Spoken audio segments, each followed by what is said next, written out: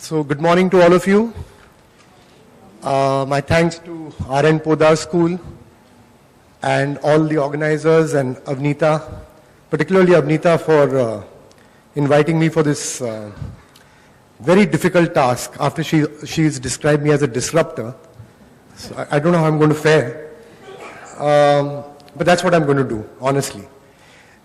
Now I realize that the talk is about academics, learning, and that whole process. What I really don't have any experience in that, though I've been through many years of school and college.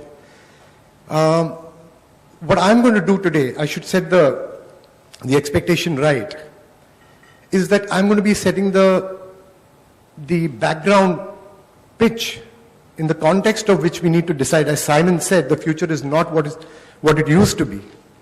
And that's exactly what I'm going to explain, is that we are at a cusp, we are at a changing turning point in a particular zone which needs to be considered by everybody, whether you're a businessman, whether you're an administrator, whether you're an educator, or you're an ordinary person. You need to understand that we are living at a very unique time. So I'm going to explain something quite different. If we can just have one of these lights off. Okay, this is fine. Okay, so I call it chasing infinity, okay? And it's about the growth story. Because the one word that defines everything we do is growth. Okay, so this is what I'm going to... Now, let's start with the phase one of modern industrial times, 1750 to 1960. We had all these wonderful things. I'm starting from 1750 because that is a peculiar time when something happened. We got all these wonderful things. And it appeared as if the sky was the limit. So we started chasing infinity, we started chasing all these wonderful things, and we called it paradise times. I was born in those times, and I really thought this would go on forever. But suddenly, we entered phase two. Without really expecting this, post-70, we found all these things happening. Species extinction, falling water tables, drying rivers, water crisis, all the bad things which we said, it can't possibly be happening. They started piling up one after the other. After having such good times, we suddenly found that life itself was withering. Oops, what's happened to that? Yep.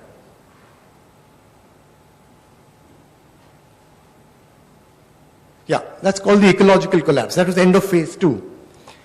And just when we thought we'll take care of that, we'll take care of all these ecological problems, post-2008 we found inflation, failing banks, devalued currencies, financial instruments, inequity, all kinds of things which collectively, in phase three, I call money withering or economic collapse. These are three phases that we have faced of late. Now what is common? What is the connection between these good things or things that we think are good and life collapsing on one side and financial systems collapsing on the other side? Now you'll be surprised, but I'm going to convince you that this is the connection. The connection, in fact, is growth. Now, how many of you here feel growth is good? Like higher GDP is good? Okay, I mean that kind of growth, okay? Quantitative growth. So, this is actually when it started. It all started in 1750. Before that, the global GDP used to be flat, pretty much flat. 1750, it started taking off exponentially towards the sky. The concept of growth never existed before that. But today if you ask most people, they'll say growth is desirable. We'll come to that later.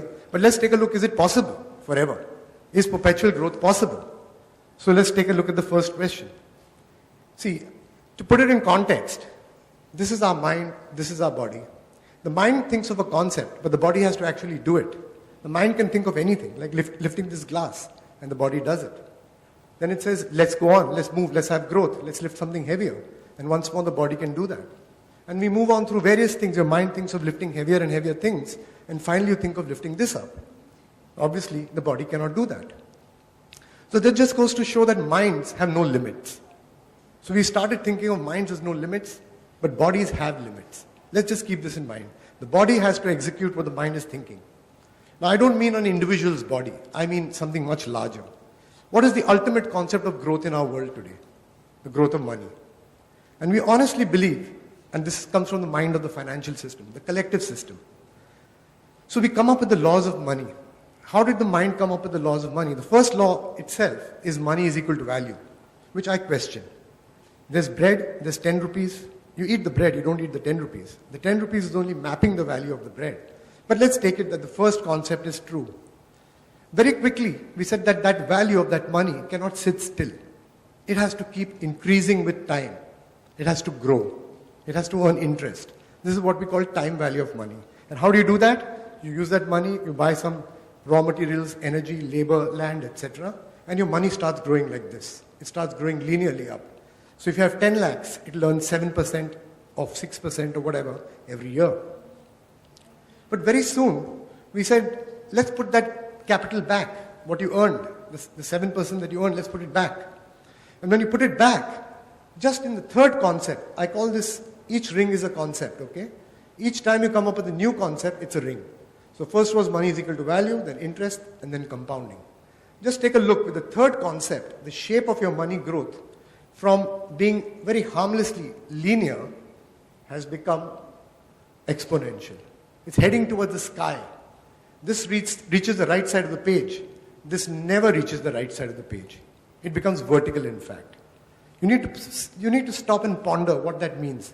That just after three concepts, we have set our expectations of growth like this, and it's faster and faster. It's so good, we feel that this is so good that we say, hey, let this happen forever.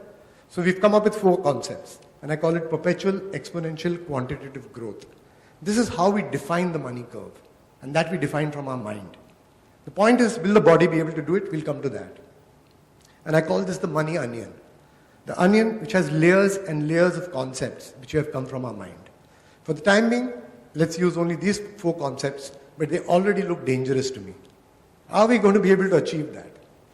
This is the premise of economics. And economics is the dominant science. Why do we like it? We like it because 10 lakhs at just 7% doubles in 10 years. Okay? In 10 decades, it becomes 100 crores. I don't need to work. All I need is 10 lakhs. And my kids can... It looks like that. That shape. It's 1,024 times higher. And if I just wait for 10 more years, it's going to be 200 crores. Just 10 more years, it will be 400 crores. Okay, some of you will say this can't be 7%, it might be 5%, but that will only be 14 years more. The assumption here that nobody thinks about is that for our money to grow that way, so does the use of our resources. In fact, this is how it is. This is how money has grown from 1830 to today, and this is the energy consumption parallel. So money is not growing unless you have the energy to support it. You cannot make the assumption that that's just going to happen. 1750, it started because of coal. It was the energy that made it possible. Cheap, you remember the graph I showed you earlier? 1750 was the starting point, and later it was oil from 1860. So this is the dense energy which comes from the earth, which allows you to do this. So today I want to introduce a new term to you, energetics versus economics. We all are well versed with economics, but very few of us know what energetics is. I want to convince you that energetics is the true discipline, not economics. You can go wrong with economics. Economics is the discipline around money, but money is a concept. It's not reality. It's a map. It's a measure. It's symbolic. It comes from the mind. And the discipline of that is called economics. We make the laws for it. Energetics is the discipline of energy, which actually drives the world. Energy is reality. And that comes from the body, whether it be your body or the body of the earth. Energetics is the true accounting system that we need to bring into our education system. I'm coming back to it because, yes, we are here about learning. This has been grossly ignored. Across borders, it has been ignored that energetics is the true accounting discipline, not economics, which is why you find the mess in the world today. So let's go and visit that. What is energetics? Here's the earth. It's finite to start with. Let's understand that. And everything that we use in our business, in our industry, in our lives comes from here. All resources, and this is going to come as a surprise to you, all resources follow this curve of availability. This is never taught in our education system. We never knew that resources come in a bell curve. That means in the beginning you get a resource slowly, you get it faster. When only half the resources got over, in time, that's the quantity, it reaches the peak. That means only when half is finished, it's reached the peak. And after half, you still have half left, but it starts declining. This is true the first half, second half. This is true about all resources. So when we talk about depletion, we should no 99.2345. Why? That is growth. What do you mean by excel?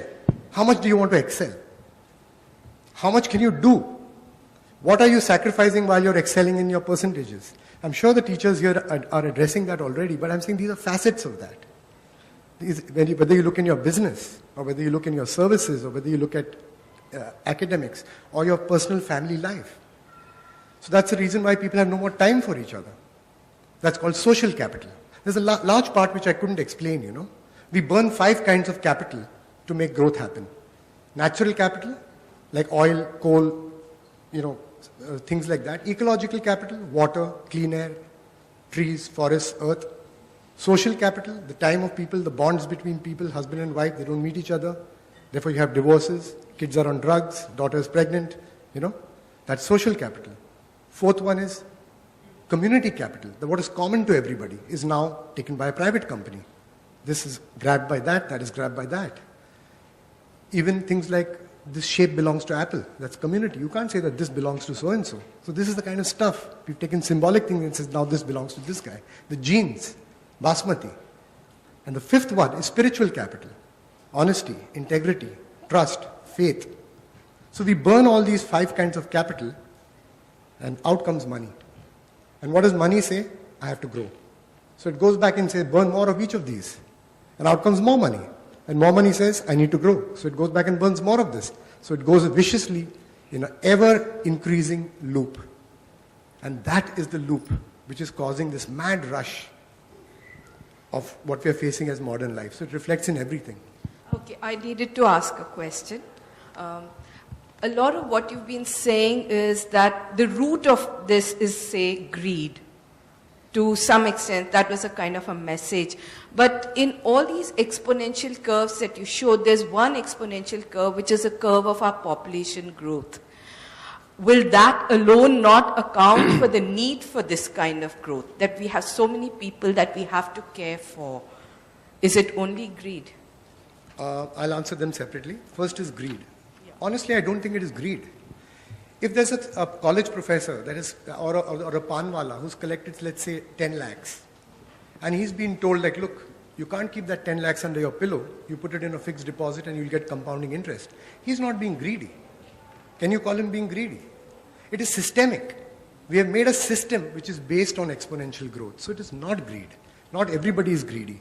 So that I feel, yes, there is a certain levels and elements of greed.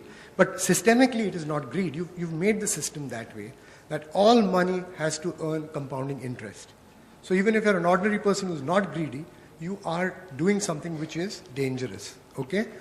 And the second thing is population is a byproduct of growth itself, because we grew surplus food. Post 1750, when we did intensified agriculture, we created surplus food. Surplus food, along with other factors, increased your population. If I had shown you the population graph, it starts exactly at 1750 and goes like this. So yeah. Population itself is a byproduct of that. So is that something that we need to stop then? The population growth? I don't know. I don't want to sound like a dictator, but whether you can stop that or not, the point is that many of these other things are going to stop themselves. Your idea of growth is slowing down because it is already, it's going down, yeah. So I don't know, population will have to deal with it. Yes? Hi. Just a couple of things. Is this, like you said, it's systemic. Is it systemic to us as a species? Are we too young? Are we too much immature as a species? Because, we got out of the cave and we crossed the mountain and then we crossed the sea. And I mean, that's the natural, we mapped all of Earth, then we go to the moon, Mars, so on and so forth. So that is one track where we're explorers essentially born. Yeah. And the second bit to that if it's that natural, if growth comes that naturally to us, isn't arresting of growth automatically will come naturally to us? I mean, there will be a force that will arrest the growth as well. Even a forest, when it starts to grow too much, there are automatic natural forest fires which cut it down, curb it down. So, I mean, just these two. Yeah. The first question, is it species? No. It is cultural.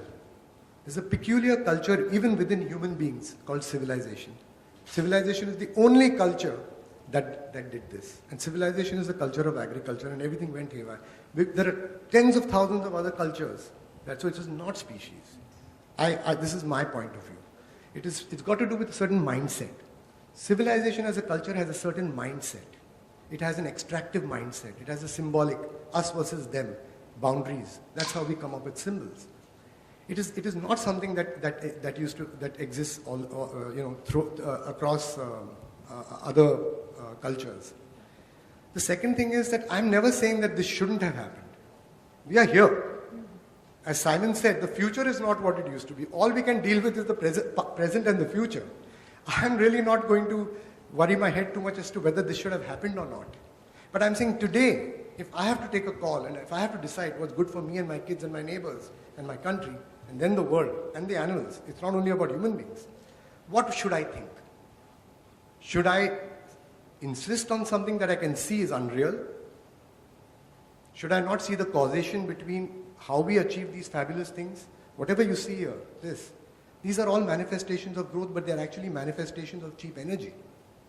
So the role of energy is what I'm trying to bring in people's perspective. My talk is not a moral talk. And my talk is not, I'm only trying to draw people out of their symbolic thinking, which is economics, and come to real thinking, which is energetics. So for us to make real plans for the future, we cannot do quantitative easing 1, 2, 3. We cannot do money printing. We cannot do interest rate dropping. We cannot do liquidity. These are the terms you hear. Look at any newspaper. You'll hear only these symbolic terms: equity, subsidy, debt, ratio, liquidity. These are symbolic terms. We are all become symbolic mental creatures. We only discuss symbolic things. We don't talk the real thing. Where is the real stuff? You're telling me that a runner is looking very good. His hair is blonde. His skin is glowing. And, he's looking very smart. But I'm saying, how fast is he running? So we are into images. That's an image. That curve going up is an image. This is reality. So this reality is going to hit us sooner or later, and you can see it. Oh, it already has. It already has. We are in shrinkage. When people say, what is happening? I tell them, change the lens on your eyes. We have been fitted with an economic lens on our eyes over the last 250 years. You need to pull out that lens and put the lens of energetics on, because the role of energy is completely missed out in our whole understanding of reality. It's more wide-angle lens. Yeah. Using a film analogy, the best wide-angle lens is 2 steps backward. Step back and you see the interconnectivity of things, because when I showed you all these collapses happening here, the eco collapses and here the financial collapses, people see these as separate things. They're saying, hey, let's deal with that financial collapse. But they're not understanding the interconnectivity, and all of them, if you connect them backwards up here, they connect to growth.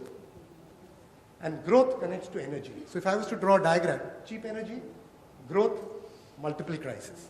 That's one diagram that needs to be put up in all classrooms. When you tell them, let's be eco, let's do this, let's plant a sapling, that's only telling them about one dot. You're not connecting the dots. This is the problem. So, when you say that renewable energy has no viability of future, how strictly do you mean it? Very strictly. But I can't explain it to you here. When you do energy balance sheet, okay, when you say, there is a term in your company, suppose you say, what is the viability of your company? You'll say, you know what, my profit to investment is this. I spent $100 and I got 120. Okay? So I'll say, yes, you're viable. A similar accounting is done for energy. It's called EROEI, energy returned on energy invested. When you do that balance sheet, you find that the amount of energy you invest is either very close or sometimes negative. A. B. All these alternatives only give you electricity. Solar, wind, nuclear, hydroelectric, fuel cells. Your world does not run on electricity. Only 13% of your world runs on that. 87% of it runs on fossil fuels. So that is the second thing. Then there's a third thing and fourth thing. So when you go and look at each one of these, you find no wonder we've been talking about an electric car from 1970, but it never becomes viable, because how do you make an electric car? What about the factory? What about the roads? What about the electricity in that? It comes from coal. So when you add all that up in energetics, you see that it's an impossible solution. So the guys, as I was talking yesterday to Avneeta, the guys who are telling you the biggest lies are not the economists. Because the economists, poor chaps, were deluded from the start. Anybody who believes in a map is out of sync with reality. The guys who are cheating you the most are the physicists. And I was a physics guy, so I'm telling you that. Because when they tell you, we will solve your problems, just give us 5,000 crores to start Suzlon, then why is Suzlon deficit? Why does it need subsidy? Why do all these companies constantly need subsidy? Because they're energetically deficit. So that is the reason why it's like a dog chasing its tail. Oil prices go up, electric car price goes up. Oil prices go up, electric car price goes up. It's a dog chasing its tail. Thank you, sir. So we have the last question of the day. I'm just going to go with the hands I saw first up. I'm sorry. Trishit. Sir, scalability has become a buzzword. So, do you think scalability is a sign of runaway growth? Of what? Runaway growth, is it like Yes, symbolic? yes, of course, yes. Scalability is that's what you're trying to do. So it is a sign of runaway growth, because the only way you can do it, make it viable, is to scale up. But beyond the point, you find that it's like diminishing returns. You find that you cannot scale up. You find, in fact, how can you scale up if the market itself doesn't demand it? You can scale up your products, but if the people don't have jobs and their industry is shutting down due to high energy prices, so the backlash effect which comes to you is that there's no consumer to buy it from you. So you can keep talking about scalability in your boardroom, but how does it translate into real things? So, yeah. One last question then, since that took such little time. I'm very honored Trishit. that I'm getting so many questions. I'll just tell you who Trishit is. Trishit, to put it in a few words, is the only student who sent in an entry for the Teacher Catalyst Award. And it was a legitimate entry. I would really like to know, how would you relate this economical, financial and energy growth with education?